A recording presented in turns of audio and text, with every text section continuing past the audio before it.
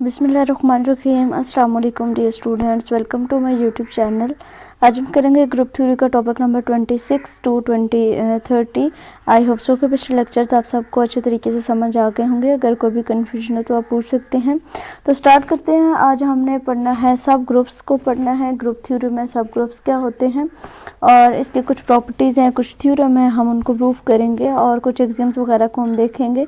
तो स्टार्ट करते हैं। सबसे पहले आपको बता दूं कि ग्रुप सब ग्रुप होता है क्या है। फर्स्ट करें कि आपके पास कोई भी एक ग्रुप है। यहाँ पे हम कोई भी एक ग्रुप लेते हैं, उस ग्रुप को हमने नाम दे दिया कि वो रियल नंबर का ग्रुप है with respect to binary operation addition. इस रियल ग्रुप के अंदर जो है वो एक और ग्रुप है, वो उसको आप कहेंगे कि वो आपके पास क्या है, एक उसका रियल नंबर में से ही जो आपको ग्रुप दिया गया उस ग्रुप के अंदर से आप एक और ग्रुप लेते हैं। फर्स्ट करेंगे उसको आप जो है वो एच का नाम देते हैं। अब ये जो एच है इसको आप सब ग्रुप कहेंगे इस ग्रुप रियल नंबर का।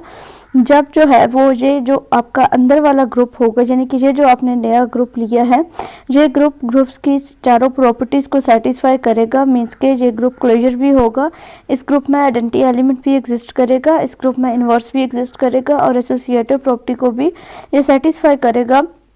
तो देन आप इसको कहेंगे कि ये सब ग्रुप है आपके इस ग्रुप का, जो कि आपको ग्रुप दिया गया था और इसका ऑपरेशन भी सेम होना चाहिए। यानी कि अगर जो दिया गया ग्रुप है वो विद रिस्पेक्ट टू एडिशन है तो आपको जो आपने नया ग्रुप लिया है वो भी उसी ऑपरेशन के विद रिस्पेक्ट टू उस ग्रुप का सब ग्रुप कहलाएगा, अगर उसका जो ऑपरेशन है वो सेम हो। अगर जो आपको एक ग्रुप दिया गया वो रियल नंबर का, वो आपको दिया गया पॉजिटिव, लेकिन अगर जो आपने सब ग्रुप बनाया वो विद रिस्पेक्ट टू मल्टीप्लिकेशन बना दी, यानी कि विद रिस्पेक्ट टू मल्टीप्लिकेशन इसको अगर आपने बना दिया तो देन ये सब ग्रुप नहीं कहलाएगा। आई होप सो कि आपको सब ग्रुप की बेसिक जो थ्योरी है वो पता चल गई होगी। अब इसकी हम डेफिनेशन भी देख लेते हैं। लेट जी स्टैरिक बी आ ग्रुप के जी स्टैरिक जो है वो एक ग्रुप है। स्टैरिक यहाँ पे कोई भी ऑपरेशन हो सकता है, मल्टीप्लिकेशन, एडिशन, सब्सट्रैक्शन, डिवीजन, जो भी हो। A subgroup of G is a subset of G which is itself a group under steric। वही बात जो मैंने अभी आपको बताई कि जो आपको ग्रुप दिया गया होगा जिस भी ऑपरेशन के विद रिस्पेक्ट टू जो आप एक नया ग्रुप लेंगे, वो ग्रुप जो है वो भी उसी ऑपरेशन के विद रिस्पेक्ट टू अगर वो ग्रुप की सारी प्रॉपर्टीज़ को सेटिस्फाई करेगा तो देन आप उसको कहेंगे कि वो सब ग्रुप है। जो कि ग्रुप आपको गिवन होगा उसको आप सब ग्रुप कहेंगे। ओके, आगे देखते हैं कि सब ग्रुप की कुछ एग्जांपल्स हैं। यहाँ पे देखें कि इंटीजर्स जो हैं वो विद रिस्पेक्ट टू पॉजिटिव वो सब ग्रुप है किसका, रियल नंबर का। ओके, उसके अलावा अगर जो हम रैशनल नंबर हमारे पास होते हैं उनमें से अगर हम ज़ीरो को निकाल लें तो वो विद रिस्पेक्ट टू मल्टीप्लिकेशन वो सब ग्रुप नहीं है real number with respect to addition का, क्योंकि मैंने आपको बताया कि जो आपका बाइनरी ऑपरेशन है वो सेम होना चाहिए। यहाँ पे अगर पॉजिटिव है तो यहाँ पे भी पॉजिटिव होना चाहिए। अगर ये दोनों पॉजिटिव होंगे तो देन जो है वो आप इसको कहेंगे कि ये सब ग्रुप है। सेम इसी तरीके से यहाँ पे कुछ और प्रॉपर्टीज हमें सेट दिया गया है, 1 -1 आयोटा और माइनस आयोटा। ये जो है वो अगर इसमें से हम एक सब ग्रुप लें 1 और -1 और 1 और -1 के ऊपर ग्रुप की सारी प्रॉपर्टीज़ को हम सेटिस्फाई करें कि ये क्लोजर भी हैं, ये एसोसिएटिव भी हैं, उसके अलावा आइडेंटिटी एलिमेंट भी एग्जिस्ट करता है, तो देन हम उसको कहेंगे कि विद रिस्पेक्ट टू मल्टीप्लिकेशन 1 और -1 जो है वो सब ग्रुप है इस पूरे ग्रुप का। इसी तरह से अगर जो है वो हम 1 को और आयोटा को लें विद रिस्पेक्ट टू मल्टीप्लिकेशन तो ये सब ग्रुप नहीं होगा इसका, क्योंकि इसमें जो है वो इन प्रॉपर्टीज में से किसी एक को सेटिस्फाई नहीं करेगा। ओके, आगे देखते हैं सब ग्रुप की कुछ प्रपोजिशंस है, उनको भी देख लेते हैं कि let G be a group के जी जो है वो एक सब ग्रुप है और एच जो है वो सब ग्रुप है जी का। Then H is a subgroup of G if the following is true, यानी कि इनमें से कुछ ये प्रॉपर्टीज है तीनों ये अगर ट्रू होंगे तो देन हम एच को कहेंगे कि वो सब ग्रुप है किसका, हमारे पास जी का। सबसे पहले तो एच में आइडेंटिटी एलिमेंट एग्जिस्ट करना चाहिए। वही बात मैंने जो आपको बताई कि उसमें क्या होना चाहिए, वो ग्रुप की प्रॉपर्टीज को सेटिस्फाई करना चाहिए, आइडेंटिटी एलिमेंट एग्जिस्ट करना चाहिए। देन उसके बाद इसकी एसोसिएटिव जो प्रॉपर्टी है वो होल्ड करनी चाहिए कि अगर एच और के जो है वो बिलोंग करते हैं जो आपने नया ग्रुप लिया है उसमें से एच से, और अगर इन दोनों को मल्टीप्लाई करें, इन दोनों को ऐड करें या समथिंग उन दोनों को ऐड करने से मल्टीप्लाई करने से भी जो है आपका वो एलिमेंट है जो कि आपके ग्रुप में एग्जिस्ट करता हो, तो देन वो आपकी एसोसिएटिव प्रॉपर्टी को भी सेटिस्फाई करेगा। देन जो थर्ड है वो प्रॉपर्टी हमने देखी है कि उसका इन्वर्स भी एग्जिस्ट करना चाहिए, कि अगर H बिलोंग टू, जो स्मॉल h है वो बिलोंग टू H है जो अपने नया ग्रुप लिए, तो अगर इसका आप इन्वर्स लें तो वो भी उसी ग्रुप से बिलोंग करना चाहिए। देन आप इसको कहेंगे कि ये सब ग्रुप है G का। ओके, तो आगे इसकी एग्जांपल है वो देख लेते हैं। एग्जांपल में है कि G equal to GL 2R। अब ये 2 का हमने अपने पिछले लेक्चर में देखा था कि ये हमारे पास मैट्रिक के लिए होता है, तो इसका ऑर्डर जो है वो हमारे पास मैट्रिक का क्या होगा, 2 होगा। तो हमने एक मैट्रिक ले लिया H is equal to 1 N 0 and 1। अब N जो है ये बिलोंग टू इंटीजर्स है, और जहाँ पे N की जगह पे हम कोई भी जो है वो नंबर्स ले सकते हैं, 0 1 2 अप टू N तक जो भी हम लेना चाहें। अब सबसे जो पहला इसका एग्जाम होता है उसमें आइडेंटिटी एलिमेंट एग्जिस्ट करना चाहिए। तो आइडेंटिटी एलिमेंट जो है वो एग्जिस्ट करेगा अगर हम N की जगह पे जो है वो अगर हम 0 ले लेते हैं, एडिटिव आइडेंटिटी हमारे पास 0 होती है, तो ये जो पूरा मैट्रिक है वो आपके पास एक आइडेंटिटी मैट्रिक बन जाएगा, क्योंकि जब N की जगह पे यहाँ पे आपके पास 0 आएगा तो आपको पता है कि जो आपका आइडेंटिटी मैट्रिक होता है विद इसका जो ऑर्डर 2 होता है वो 1 0 0 1 ही होता है, मतलब डायगोनल आपके 1 होते हैं, तो उसको आप आइडेंटिटी मैट्रिक जो है वो कहते हैं। सिर्फ इस तरीके से अगर इसकी सेकंड प्रॉपर्टी को देखें, यहाँ पे अब हमने 2 मैट्रिक ले ली हैं H और K।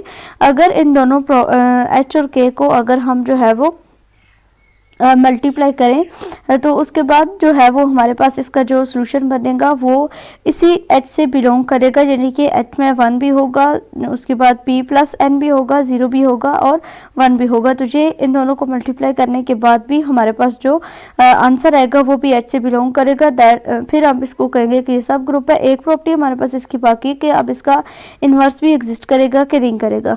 तो इन्वर्स में हमने क्या करना होता है कि इन्वर्स जो एडिटिव इन्वर्स होता है उसमें ये होता है कि हमारे पास कोई ऐसा नंबर उसमें ऐड करना होता है हमने कि जिससे वो 0 बन जाए।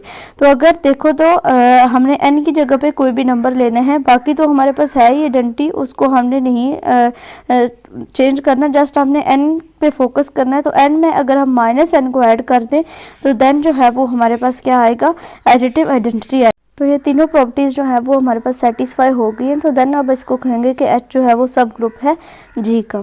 उसके बाद आगे देखें तो अगला हमारा लेक्चर नंबर टॉपिक 27 है, उसमें हमने सब ग्रुप की एग्जांपल्स देखनी है। तो सब ग्रुप की एग्जांपल ग्रुप्स ऑफ मैट्रिक्स, ठीक है, कि अब हमारे पास अगर मैट्रिसेस आ जाएं तो उसका किस तरीके से हम एग्जांपल लेंगे, तो इसको एक दफ़ा रीड आउट कर लेते हैं। If F is a field, कि F जो है वो आपके पास एक फील्ड है, GL and F denote the group of all invertible matrix, N cross N का आपके पास मैट्रिक होगा, यानी कि जितनी आपके पास रो होंगी उतने ही आपके पास इसके कॉलम भी आएंगे, over F under the multiplication, और उसका जो बाइनरी ऑपरेशन साथ में दिया जाएगा वो मल्टीप्लिकेशन का दिया जाएगा। This group is called a general linear group of degree N over F, और इस ग्रुप को आप क्या कहेंगे, general linear group of degree N over F। ये आपके ऑब्जेक्टिव के पॉइंट ऑफ व्यू से इंपॉर्टेंट है, इस पॉइंट को आपने हाईलाइट लाजमी कर लेना है। उसके बाद अगर आगे देखें तो वो know that associative law hold for the matrix multiplication, ये मैट्रिक के मल्टीप्लिकेशन के लिए एसोसिएटिव लॉ होल्ड करता है कि अगर हम हमारे पास 3 जो है वो मैट्रिक हों A B और C, अगर हम पहले B और C को मल्टीप्लाई करके देन उसको A के साथ मल्टीप्लाई करें तो वो आपके किसके इक्वल आएगा। अगर आप पहले A B को मल्टीप्लाई करके देन आप C से मल्टीप्लाई करें तो आपके एसोसिएटिव प्रॉपर्टी जो है वो होल्ड करती हैं। Taking the closure law require us to know the product of 2 invertible matrix is invertible, यानी कि अगर आपके पास 2 इन्वर्टिबल मैट्रिक होंगे और उनका जो प्रोडक्ट होगा उनको मल्टीप्लाई करने से भी आपके पास एक इन्वर्टिबल मैट्रिक ही आएगा। And we need to know that just the fact that every invertible matrix has an inverse, और हमें पता है कि इन्वर्टिबल मैट्रिक वही मैट्रिक होता है जिसका इन्वर्स एग्जिस्ट करता है। We need to observe that such an inverse is itself an invertible, वही बात कि हर इन्वर्टिबल मैट्रिक का इन्वर्स एग्जिस्ट करता है। अगर किसी मैट्रिक का इन्वर्स एग्जिस्ट करता है तो उसी मैट्रिक को हम इन्वर्टिबल मैट्रिक कहते हैं। आगे देखें कि ग्रुप ऑफ मैट्रिक्स, यहाँ पे कुछ इंपॉर्टेंट आपके पॉइंट्स हैं उनको हाईलाइट कीजिएगा। An interesting subgroup of GL and F is T positive, T मतलब ट्रायंगुलर ग्रुप आपके पास होगा, and F the set of all N cross N upper triangular matrix over F that is N cross N matrix of the form, यानी कि एक आपको N cross N का matrix दिया गया है जिसका ऑर्डर जो है वो सेम है, जितनी रोज हैं उतने उसके कॉलम है, उसको आप अपर ट्रायंगुलर मैट्रिक कब कहेंगे कि उसको आप डिनोट किससे करेंगे, टी पॉजिटिव से डिनोट करेंगे। और अपर ट्रायंगुलर मैट्रिक वो मैट्रिक होता है जिसके डायगोनल के नीचे सारे जीरो होते हैं और उसकी ऊपर वाली साइड पे नॉन जीरो एंट्रीज आती हैं, तो उसको आप अपर ट्रायंगुलर मैट्रिक कहते हैं। लीनियर अलजेब्रा के कोर्स में इनकी मजीद डिटेल्स जो है वो लोअर और अपर ट्रायंगुलर मैट्रिक की दी जाती है। अगर हम दो अपर ट्रायंगुलर मैट्रिक को मल्टीप्लाई करें तो देन हमारे पास जो आंसर आता है वो भी अपर ट्रायंगुलर मैट्रिक आता है। और अगर हम दो अपर ट्रायंगुलर मैट्रिक का इन्वर्स ले तो हमारे पास जो आंसर आता है वो भी अपर ट्रायंगुलर मैट्रिक ही आता है। Where each diagonal component is non zero, और जो डायगोनल है वो आपके पास नॉन जीरो होना चाहिए। उसके बाद आगे देखें तो लोअर ट्रायंगुलर मैट्रिक है, इसको टी नेगेटिव से डिनोट किया जाएगा, T negative into N F which are the transpose of the upper triangular ones. ये क्या होगा कि अब जो आपके पास मैट्रिक आएगा उसमें आपकी जो आपकी अपर साइड होगी उसमें आपके सारे क्या आएंगे, जीरो आएंगे एंट्रीज, और डायगोनल के नीचे जो है वो जो आपके पास एंट्रीज आएंगी वो नॉन जीरो आएंगी, तो देन इसको आप कहेंगे कि ये आपका लोअर ट्रायंगुलर मैट्रिक है। उसके बाद डायगोनल मैट्रिक कौन सा मैट्रिक होता है जिसके जो डायगोनल है वो नॉन जीरो होता है और बाकी सारी एंट्री जीरो होती है, उसको आप डायगोनल मैट्रिक कहते हैं। It is closed under the multiplication identity and the inverse simply because each of T positive and F and T negative and F R. ठीक है, कि इसमें अपर ट्रायंगुलर और लोअर ट्रायंगुलर दोनों मैट्रिक एग्जिस्ट करते हैं और इसमें मल्टीप्लिकेशन आइडेंटिटी और इनवर्स को ये क्लोज करता है। This is the special case of the general fact that the intersection of any collection of सब ग्रुप इज इटसेल्फ अ सब ग्रुप। यानी कि अगर आपके पास जो है वो क्या है, इंटरसेक्शन है किसी भी सब ग्रुप का, तो उसको आप जो है वो सब ग्रुप कहेंगे। उसके बाद आगे चलें तो आगे कहता है कि अगर जो है वो डायगोनल मैट्रिक में कुछ स्केलर आ जाता है डायगोनल में, तो उसको आप कॉमन लेके आपका जो वो पीछे जो बाकी बचेगा वो आपका आइडेंटिटी मैट्रिक बनेगा। जैसे कि यहाँ पे एग्जांपल में देखें कि एग्जांपल आपको दी गई, यहाँ पे इसका जो डायगोनल है उसमें पहले हमें लैम्डा शो हो रहा है। जब हमने लैम्डा को यहाँ से कॉमन लिए तो अंदर हमारे पास डायगोनल में 1 1 आ गया, तो ये जो मैट्रिक है अब आपके पास ये एक आइडेंटिटी मैट्रिक बन गया है जिसके डायगोनल में 1 है और बाकी सारे इसकी जो टर्म्स है वो 0 है, अपर में भी लोअर में भी। तो इसके जो मैट्रिक है उसके साथ आपका आइडेंटिटी जो स्केलर है वो साथ में एक शो होता है जहाँ पे स्केलर जो है वो नॉन जीरो होना चाहिए। स्केलर जीरो होगा तो आपका पूरा मैट्रिक जो है वो जीरो हो जाएगा।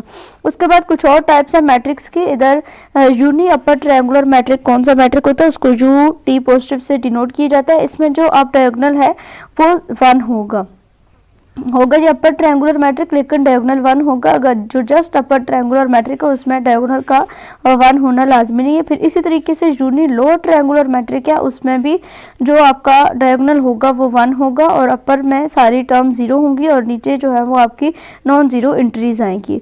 उसके बाद सेम इसी तरीके से इसको एक डायग्राम में जो है वो शो किया गया, सेक्टर डायग्राम बनाई की है इसकी कि जो आपका GLNF है वो क्या है, सब ग्रुप उसके कौन से हैं, उसका अपर ट्रायंगुलर मैट्रिक और लोअर ट्रायंगुलर मैट्रिक उसका सब ग्रुप है। देन अगेन से जो अपर और लोअर ट्रायंगुलर मैट्रिक हैं, जो डायगोनल मैट्रिक है वो इसका सब ग्रुप है।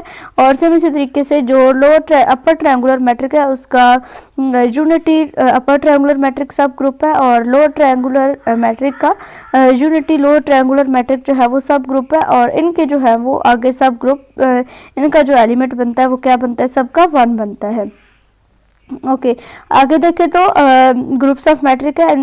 Another very important subgroup of GLNF is SLNF। ठीक है, consist of all the matrix with determinant 1, यानी कि कुछ ऐसे मैट्रिक भी होते हैं जिनका डिटर्मिनेंट लेने के बाद उनका आंसर जो है वो 1 आता है, उसको SLNF से डिनोट किया जाता है। और it is called special linear group of degree N over F, और इसको जो है वो क्या कहा जाता है, special linear group of degree N over F कहा जाता है। उसके बाद हमारा टॉपिक नंबर 28 है। टॉपिक नंबर 28 में हमने एक जो है वो टेस्ट पढ़ना है जिसमें अगर सब ग्रुप को प्रूफ करना हो तो हमें चारों प्रॉपर्टीज को जो है वो प्रूफ करना पड़ता है। अब हम देखेंगे एक हमारे पास टेस्ट होगा जिसमें हम जो है वो दो प्रॉपर्टीज को जो है वो शो करवा के हम कह सकेंगे कि हमारे पास जो ग्रुप है वो एक सब ग्रुप है। तो देखते हैं इसको। हमने जो है वो थ्योरम को स्टेट कर लिया है, आपके हैंडआउट्स पे थोड़ा डिफिकल्ट था तो उसको मैंने अलग से सॉल्व कर दिया कि थ्योरम हमारे पास कहते हैं कि let G be a group, के G हमारे पास एक ग्रुप है। The non empty set subset H of the subgroup, के जो H है वो क्या है, एक आपका सब ग्रुप है इफ एंड ओनली इफ। इसकी अब कंडीशन आ गई है कि if and only if A B belong to H, कि जो आपका इसमें एसोसिएटिव जो प्रॉपर्टी है उसको जो क्लोजर होना चाहिए जो A B belong to H, और अगर इन दोनों को मल्टीप्लाई करें, ऐड करें या इसके ऊपर कोई भी ऑपरेशन अप्लाई करें तो जो एलिमेंट आएगा वो भी एच से बिलोंग करना चाहिए, और जो एलिमेंट है उसका इन्वर्स भी एग्जिस्ट करना चाहिए आपके ग्रुप में, जो आपने सब ग्रुप लिया होगा उसमें। अब यहाँ पे दो कंडीशन होती हैं। सबसे पहले हम सपोज करते हैं कि जो कंडीशन हमें दी गई है वो ठीक है, यानी कि एच जो है वो सब ग्रुप होगा जी का, इसको हम लेंगे और जो इसकी टर्म हमें दी गई उसको हम प्रूव कर देंगे, और सेकंड टाइम पे हम क्या करेंगे कि इसको जो हमें कंडीशन दी गई होगी उसको हम लेंगे और जो है वो इसको प्रूव कर देंगे कि जी आपके पास एक ग्रुप है। तो सबसे पहले देखते हैं कि suppose H is a subgroup of जी, कि अगर एच जो है वो सब ग्रुप है जी का, अगर जो है वो सब ग्रुप है तो सबसे पहले एच को जो है वो ग्रुप होना चाहिए, वो हमने लिख दिया कि एच जो है वो इटसेल्फ एक सब ग्रुप है। और अगर ए बी जो है वो बिलोंग करता है एच से, तो हमें ये पता है, ये प्रॉपर्टी होती है कि जो ग्रुप्स होते हैं उनके जो एलिमेंट्स होते हैं उनका इन्वर्स भी उसी ग्रुप में एग्जिस्ट करता है। तो हम इसके साथ ये भी कर सकते हैं मेंशन कि अगर A B belong to H है तो देन ए इन्वर्स और बी इन्वर्स भी बिलोंग टू एच होगा। तो अगर ये दोनों जो है वो बिलोंग करते हैं देन ए बी का इन्वर्स भी बिलोंग करेगा एच के साथ, यानी कि जो आपका ए एलिमेंट है उसको अगर आप बी के इन्वर्स के साथ मल्टीप्लाई करते हैं तो आपके पास जो है वो भी जो आंसर आएगा वो एच में से आएगा। तो देन ये क्लोजर प्रॉपर्टी को सेटिस्फाई करता है। अब हम कन्वर्सली सपोज करते हैं, conversely suppose that H is a subset of group G, कि एच जो है वो सबसेट है ग्रुप जी का, then for all A B belong to H and A B inverse जो है वो बिलोंग करता है एच से। सबसे पहले हम ये चीज़ हमने ले ली है कि ए बी का इनवर्स जो है वो बिलोंग करता है एच से। अगर हम जो है वो बी इनवर्स की जगह पे ए इनवर्स ले लें, ठीक है, इस यहाँ देखें ए इनवर्स हमने लिया तो ये भी बिलोंग करेगा एच से, और ए का इन्वर्स जो है वो हमारे पास किसके इक्वल होता है, आइडेंटिटी के इक्वल होता है, वो हमने दे दिया। तो जो प्रॉपर्टी है वो सेटिस्फाई होगी कि इसमें आइडेंटिटी जो है वो एग्जिस्ट करती है, यानी कि ई बिलोंग टू एच होगी। और अगर जो है वो आइडेंटिटी एलिमेंट को हम ले और ए बिलोंग टू एच करता हो तो हम इसकी जगह पे ये लिख सकते हैं E A inverse belong to H, और ई ए का जो इनवर्स है जब किसी भी एलिमेंट को आइडेंटिटी एलिमेंट के साथ मल्टीप्लाई करते हैं तो हमारे पास वो एलिमेंट खुद आ जाता है। तो ए इनवर्स भी एग्जिस्ट करता है एच से। अगर जो है वो ए इनवर्स एग्जिस्ट करता है तो इट्स मीन के बी का इनवर्स भी इसी में ग्रुप में एग्जिस्ट करेगा, और अगर ये दोनों करते हैं तो इट्स मीन के ए बी का जो इनवर्स है वो भी बिलोंग करता है एच से। तो inverse of each element belong to H. तो हमने ये चीज़ भी प्रूव कर दी कि हर एक जो एलिमेंट है एच का वो भी क्या करता है, बिलोंग करता है आपका जो ग्रुप, आप सब ग्रुप लेंगे उससे।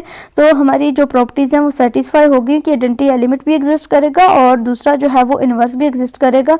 तो अब हम कह सकते हैं कि जी जो है वो हमारा एक सब ग्रुप है, यानी कि सारी प्रॉपर्टीज़ को सेटिस्फाई करने के बजाय हमने दो प्रॉपर्टीज़ को सेटिस्फाई किया है। एक ये कि ये क्लोजर है, दूसरा हमने इसमें जब दूसरा हमने कन्वर्सली सपोज की तो हमारे पास दो और प्रॉपर्टीज़ प्रूव होकर आ गई कि एक तो इसमें आइडेंटिटी एलिमेंट एग्जिस्ट करेगा और दूसरा क्या है कि सारे जो एलिमेंट होंगे उनका इन्वर्स भी आपके सब ग्रुप में एग्जिस्ट करेगा। ओके, आगे हमारा टॉपिक नंबर 29 है। टॉपिक नंबर 29 में हमने वही चीज़ें जो हमने पढ़ी उसी को दोबारा से रिकॉल करवाया गया है। Let G be the group and H are non empty subset of G if hysteric B is in H whenever A and B are in H and A inverse is in H whenever A is in H, then H is a subgroup of जी। वही बातें हैं, just थोड़ा सा आपको confuse लगेगी ये चीज़। बात वही कि अगर जो है वो ए हिस्टेरिक बी जो है वो एच में है तो ए का इनवर्स भी एच में एग्जिस्ट करेगा, और अगर जो है वो ए इनवर्स भी एग्जिस्ट करता है एच में और ए भी एच में एग्जिस्ट करता है तो इट्स मीन के एच जो है वो क्या है, सब ग्रुप है आपके जी ग्रुप का। यहाँ पे फिर इन्होंने वही बात बताई कि अब हमने क्या करना है, यहाँ पे two step subgroup test जो है वो अप्लाई करना है कि H is close with respect to the group operation के। सबसे पहले तो इसको क्लोज होना चाहिए, नॉन एम्प्टी होना चाहिए, and show that H is close with respect to inverses, और उसके इनवर्स भी एग्जिस्ट करने चाहिए, and conclude that H is a subgroup of जी। और लास्ट में हमने ये स्टेटमेंट देनी होती है कि जो आपने ग्रुप चूज किया है सब ग्रुप, वो जो है वो सब ग्रुप है आपके ग्रुप का। तो यहाँ पे एग्जाम्पल है, इसको देख लें। Show that 3q steric is a subgroup of q steric the non zero rational number। उसका सोल्यूशन क्या है, that 3q steric is a non empty because 3 is an element of 3q steric के 3 जो है वो क्या है, एलिमेंट है 3q steric का। और अगर जो है वो a b वो इन 3 क्यू स्टेरिक में क्यू जो है वो आपके यहाँ पे रैशनल नंबर आएंगे और ए और बी की वैल्यूज जहाँ पे हमने लेट कर ली कि ए इक्वल टू हमने 3i लिया एंड बी इक्वल टू हमने 3j लिया और आई और जे जो है वो नॉन जीरो रैशनल नंबर है।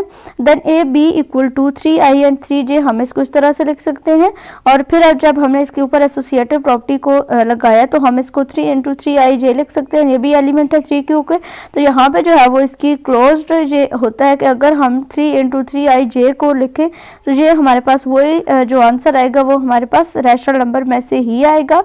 और अगर ये क्लोजर प्रॉपर्टी हमारी सेटिस्फाई हो गई और अगर ए के लिए जस्ट हम देखें तो ए हमारे पास क्या है, A equal to 3i for I an element in Q asterisk के जो हमारा आई है वो नॉन नेगेटिव नॉन जीरो जो है वो हमारे पास एक रैशनल नंबर है, तो आइडेंटिटी भी इसने सेटिस्फाई कर दी है। देन अगर हम इनवर्स की बात करें तो ए इनवर्स को हम आई इनवर्स और 3 इनवर्स ले an element of 3q steric, क्योंकि हम इसको रैशनल नंबर के थ्रू जो है वो इसको लिख सकते हैं, तो इनवर्स भी इसके एग्जिस्ट करते हैं, तो हम इसको कह सकते हैं कि जो 3q स्टेरिक है वो सब ग्रुप है q स्टेरिक का। उसके बाद टॉपिक नंबर 30 है हमारा, इसमें कहते हैं कि the one step subgroup test के one step subgroup test क्या है। The one step subgroup test उसमें थ्योरम है if S is subset of the group G, कि अगर जो है वो S सबसेट है ग्रुप G का then S is a subgroup of G if and only if S is non empty and whenever AB belong to S then AB inverse belong to S। वही theorem है तकरीबन मिलता जुलता। अब just यहाँ पे हमने एक से दो चीजें जो है वो इसको बतानी है कि क्या है, एक तो इसको नॉन एम्प्टी होना चाहिए और अगर AB बिलोंग टू करता है ऐसे तो A को जब B के इनवर्स के साथ मल्टीप्लाई करें तो वो भी इसके इनवर्स के साथ जो S है उससे बिलोंग करना चाहिए। तो इसका प्रूफ है if S is a subgroup then of course S is non empty. अगर एक S जो है वो सब ग्रुप है तो वो उसको नॉन एम्प्टी होना चाहिए और अगर जो है वो A B बिलोंग टू करते हैं S से तो A को B के इनवर्स के साथ जब मल्टीप्लाई करें तो देन वो भी बिलोंग करेगा S के साथ। अब हम कन्वर्सली सपोज करते हैं कि S is a non empty subset of the group G such that whenever A B belong to S then A B inverse belong to S। Let कर लिया कि A जो है वो बिलोंग करता है S से, देन हम जो हमारा A और ए इनवर्स होता है, अगर ए जो है वो बिलोंग करता है ऐसे तो इट्स मीन कि इसका इनवर्स भी एग्जिस्ट करेगा, तो हम इसको इस तरीके से लिख सकते हैं A into A inverse belong to S और ए इंटू ए इनवर्स जो है वो हमारे पास किसके इक्वल होता है, ई के इक्वल होता है। देन इसको हम इस तरीके से लिख सकते हैं A inverse is equal to, यहाँ पे जब ये जो इक्वेशन है इसके दोनों साइड पे हम ए इनवर्स से मल्टीप्लाई करें तो ये जो है ए इंटू ए इनवर्स इसकी जगह पे हमारे पास क्या आ जाएगा, ई आ जाएगा और बाकी ए इनवर्स को जब ई के साथ मल्टीप्लाई किया तो हमारे पास A inverse as it is आ जाएगा, क्योंकि हम किसी भी एलिमेंट को जब आइडेंटिटी एलिमेंट के साथ मल्टीप्लाई करेंगे तो वो एलिमेंट हमारे पास खुद आ जाएगा। Then A inverse equal to E A inverse belong to S and finally A B belong to S. अगर ए बी जो है वो बिलोंग करता है एस के साथ तो देन बी इनवर्स जो है वो भी बिलोंग करेगा एस से by the above. So A B equal to जब हम बी इनवर्स को उसके बी के इनवर्स को दो बार मल्टीप्लाई करेंगे तो हमारे पास जो है वो बी खुद वापस आ जाएगा। देन ये चीज़ भी हमारे जो है वो एस सबसेट से बिलोंग करेगी। तो ये था हमारा आज का लेक्चर। आई होप सो कि ये लेक्चर आप सबको समझ आ गया होगा। ज़्यादा मुश्किल चीज़ें नहीं है, इजी सी चीज़ें, जस्ट आपने सब ग्रुप के कंसेप्ट को और इसकी एग्जांपल को अच्छे तरीके से देख लेना और कुछ हमने मैट्रिक्स देखे हैं उनको अपने माइंड में रखना है। इस तरह के क्वेश्चन जो है वो आपके MCQs में आते हैं। आई होप सो कि लेक्चर की समझ आ गई होगी। चैनल को सब्सक्राइब कीजिए। मिलते हैं अपने अगले लेक्चर में, तब तक के लिए अल्लाह हाफिज़।